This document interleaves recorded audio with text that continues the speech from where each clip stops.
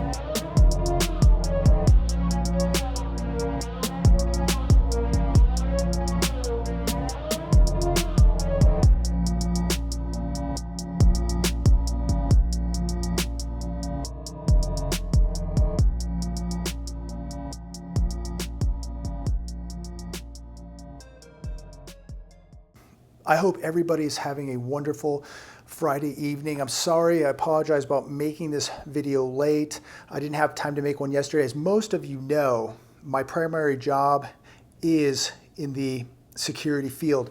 I do personal armed executive protection for a list of clients. The clients I'm with right now are here in Las Vegas. I'm traveling with them with a security detail with some other people. And I've got some time here in the evening. Wanted to make this video and touch base with everybody out there and give you kind of an insight of what's happening out here in Las Vegas. Downtown Las Vegas is right behind me. And it's very interesting. I was able to read a couple articles on Zero Hedge this morning, one of them talking about global mansion sales, which are plummeting around the world. Another article was talking about the luxury retail market, which is plummeting. And regarding the luxury retail market, we had some time today to visit the Wynn, the Bellagio, and Caesar's Palace, which has the Forum shops. And the shopping is incredible. It is very affluent. It is the top of the food chain, the very upper echelon of the luxury retail sector. Every fine clothier, jewelry store, Patek Philippe, Rolex, you name it. You've got every fine retailer right here in Vegas, and many international names that I wasn't even that familiar with, but just a load of luxury shopping because it is a real international crowd here in Las Vegas. In fact, I would say that the majority here is going to be Europeans, Asian, and Middle Eastern. And I would probably say, what would you think? It was probably between Europeans and Middle Easterns with the people that we saw. Most people that we were around today didn't even speak English. There was people just speaking languages from all over the world. But again, the majority European, Middle Eastern, and Asian. But I would say that the two most popular groups would be European and Middle Eastern.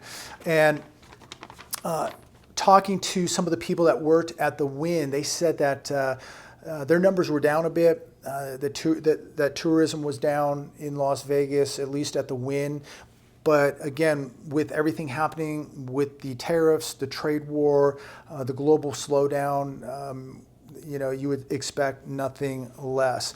But there were some other articles today that came out, and one of them was regarding CNBC yesterday, telling us how strong the consumer is right now, while the bond market must be wrong. And it's interesting how these analysts, whether it's Fox or CNBC or wherever it might be, continue to tell us how good things are. Now, again, we were at the Wynn, Caesars Palace, and Bellagio, and in those three casinos, the shopping is as good as it gets. And I will tell you that there were a lot of people at these casinos. There were a lot of people walking by the shops, but not in the shops. In fact, we estimated between the three casinos, the three shopping areas, that maybe 1 out of 100 people had a shopping bag. When I was walking through the Wynn, I would say 80% of the stores, which had about 2 to 3 employees in each store, 80% of these stores had 0 customers. This is for 2 days. 0 customers in 80% of the stores as we walk by. Now, going to Caesars Palace at the Forum and going into Bellagio, there was more foot traffic in those shopping areas and a few more people in the stores, but a majority of the stores were empty. People were walking by, and we estimated that about 1 out of 100 people were carrying a shopping bag out of those three casinos. So people might be visiting, people are definitely here, but they're not spending the money that they used to. And you have people here who are very wealthy and can afford to, but maybe even those people now are pulling back and maybe not spending $100,000 or $200,000 on a Patek Philippe, or $20,000 or $30,000 on a Rolex watch. The jewelry stores were absolutely dead. But again, most stores were dead. Then you have the other group that's here that are living on a credit card, paycheck to paycheck, and it's almost like there's people that are just going to give it one last hurrah, have one last party before the whole thing erupts. The I don't care mindset, put it on the credit card, I'll pay the bare minimum I'll worry about it when I get back. So you kind of see that going on. Another article on Zero Hedge Day, consumer confidence is crashing. There was a survey done by the University of Michigan, and it said that consumer sentiment collapsed in August, slumping to 92.1 from July's 98.4, missing Bloomberg's survey that a bunch of the economists that they surveyed said it would be much higher than it was. It landed up only being 92.1 compared to the 98.4. It was expected to be much higher than 92.1. Did not come in higher than expected. Came in lower than expected. Economic conditions are the weakest since this president took office. Now look, I support this president 100%. I want him to be successful. I believe he knows what is going on, but we have some big concerns in the forefront here. These people continue to write in. They like to call me names, like to pass judgment. But look, I'm just reporting the facts. I'm a factual person. I'm a numbers person. I'm the kind of person that just uses my own two eyes. I'm here right now in Las Vegas, and I'm telling you what's going on. A lot of people here. Restaurants seem fairly busy. Shopping, the high-end retail, horrible. Now, possibly the lower-end retail is doing fine. We just weren't in that area.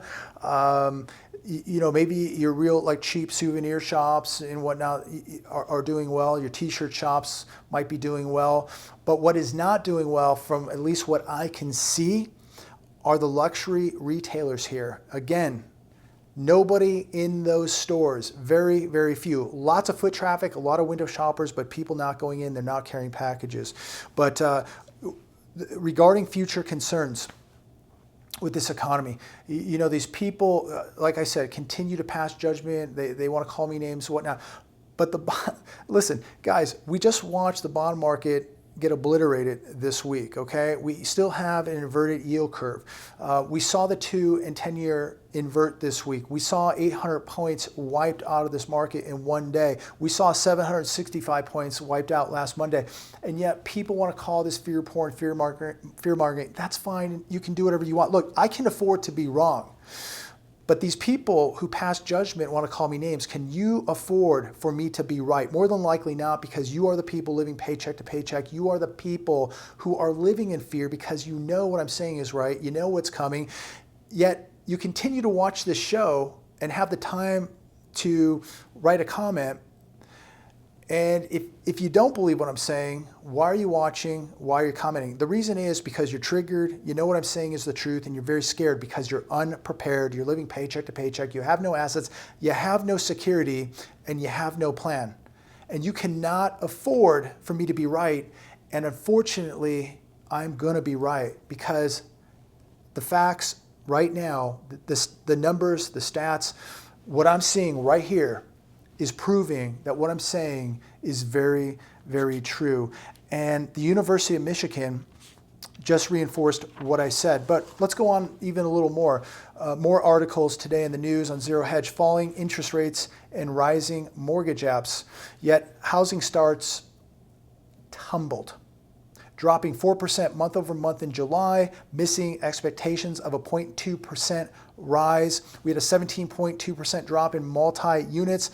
Single family units were flat. If you want to say things are booming, that we're in a booming economy, that this economy is healthy, why are we not seeing booming real estate numbers? Why are we not seeing booming housing starts? Why are we not seeing booming housing sales while we have falling interest rates and while we have a rise in mortgage apps? The reason that we don't have a booming real estate market is because most people cannot get approved for a loan because they're so in debt with auto debt, with student loan debt, with credit card debt, because the household debt in America now is at the highest level it has ever been.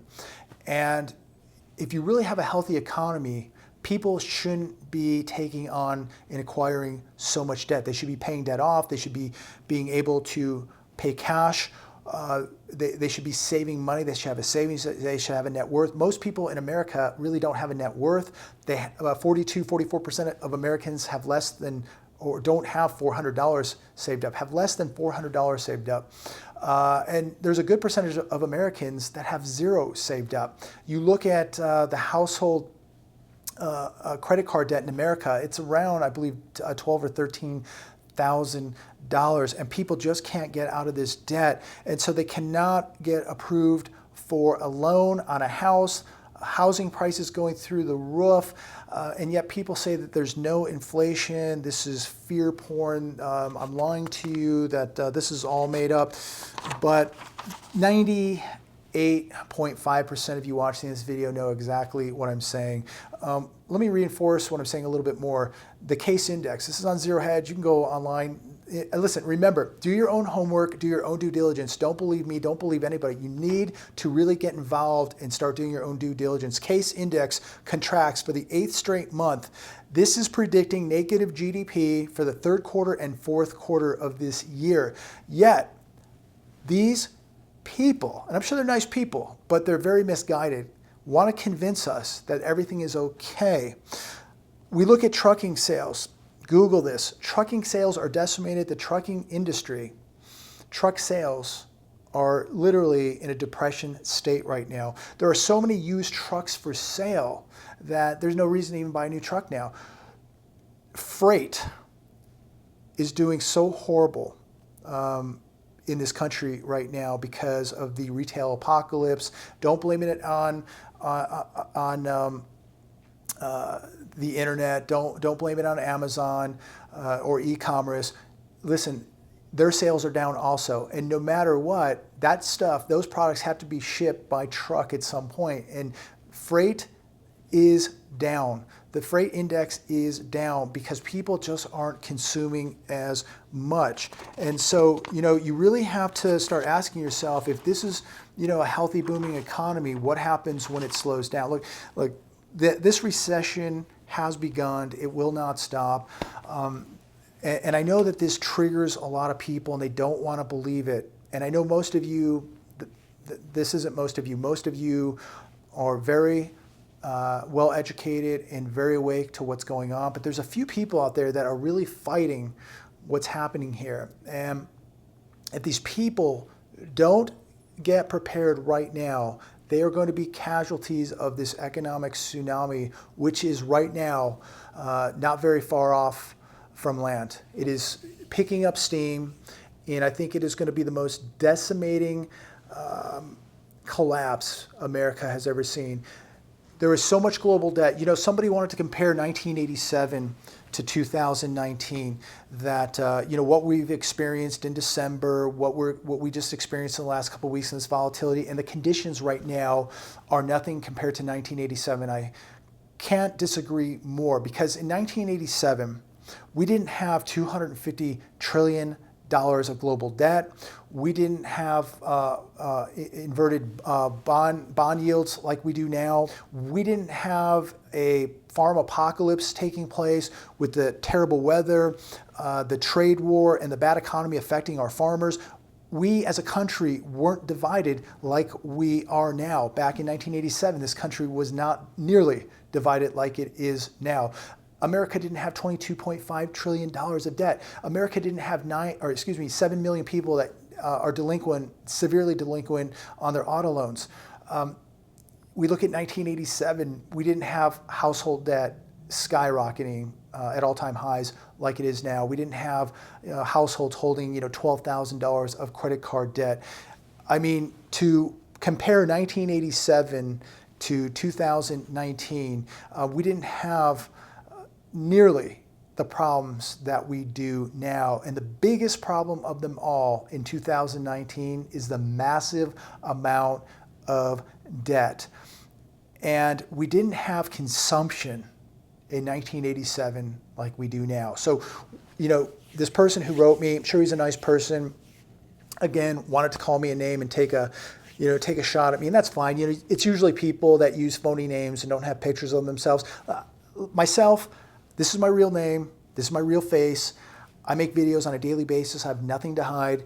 And I'm just reporting the facts, and I'm reporting to you how I'm preparing for it. It doesn't mean that it's the right way for you to prepare for what's coming. Everybody's environment, everybody's mindset is always going to be different than another individual. I get it. But at the end of the day, you've got to be making some preparations for what is coming, because if you think that this is going to continue without this country getting severely rocked, I think you're sadly mistaken. You know, again, what people don't understand, going back to 1987, if we want to go back then too, manipulation. We have never seen this kind of manipulation in these markets. These markets now know that quantitative easing is coming. You know, we saw things pick up today. We saw some stabilization in the bond market, and people want to come out and tell me that I'm wrong. Everything's going to be okay because the market came back up 300 points today and 100 points yesterday after an 800-point loss in one day. If you think 765 points last Monday and 800 points 2 days ago in losses is normal, and this is crazy volatility. Something is very, very wrong. But we did pick up a little bit today. But they know that QE is coming, and they also know that rate cuts are coming. We are going to see a rate cut in September, 100%. Now the question is, will it be 25 basis points or 50? I believe if we have a couple more bumpy days like we had this week, we will no doubt be seeing a half-point rate cut. We will be seeing another rate cut in December and possibly even another one in January. So these people who have this agenda to keep promoting this economy as being healthy and good, that's fine. I can afford to be wrong. You cannot afford for me to be right. If this economy is doing so well, why are we not normalizing rates? Why are we not raising in September a half a point instead of cutting a half a point? These people don't understand that we had nearly a decade of 0% interest rates. We're back almost to zero right now. We will be under 2 in less than a month. So if the economy is as good as you say it is, when are we going to start normalizing rates? When are we going to start raising rates? When are we going to start bringing them back up to those 1987 numbers if things are so good? We're not going to do that because things are not that good. You know it, and I know it. So again, quantitative easing coming, rate cuts coming. This is the new normal.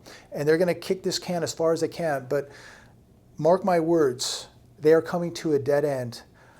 They have 200 basis points. The Fed is broke. They are going to finish what's left of the dollar by bringing in more QE. They're gonna continue to devalue what is left of the US dollar. So when this depression hits America, you're gonna have a completely devalued US dollar. You're gonna be at 0%. And where do we go from here? This country's not manufacturing anything. What's gonna happen when we start seeing upticks in unemployment?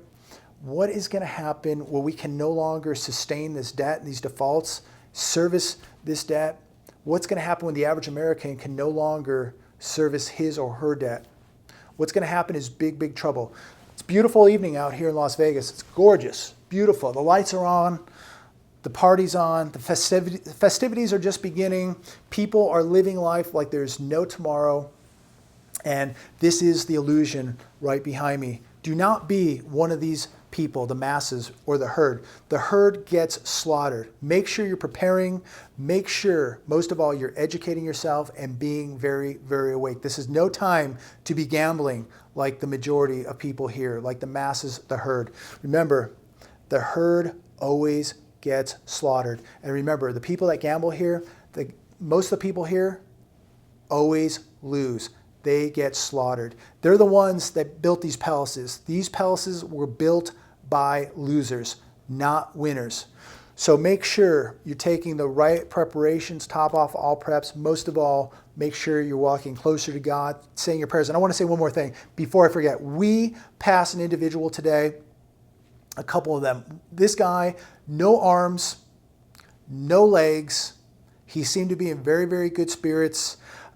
Good guy. We did take care of him, give him a couple bucks, and there was a woman next to him who was dying of cancer, going through chemotherapy. She looks like she was literally on death's doorstep.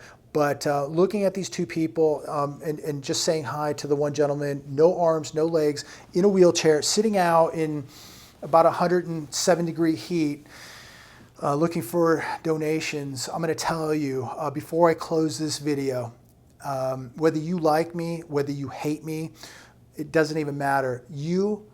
This is a message for everybody. You are so blessed. When I see a person out there that has no arms and no legs, sitting in a wheelchair in nearly 110-degree weather, man, it doesn't matter how bad your day was, how bad your week was.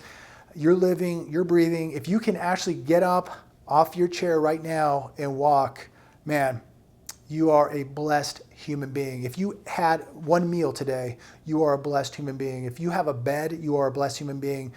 Man, God help us all. Anybody sitting here watching this video on their computer or their $1,200 iPhone, I mean, God, it's a sin. You are literally committing a sin, not thanking God for everything you have. We are so blessed. And I want to thank every one of you for watching and taking the time out watching this video. And I want to say it one more time. Every one of us is blessed because there is somebody out there that has it so much worse off than we do. Thanks again for watching. God bless every one of you, and God bless America. Talk to you very soon.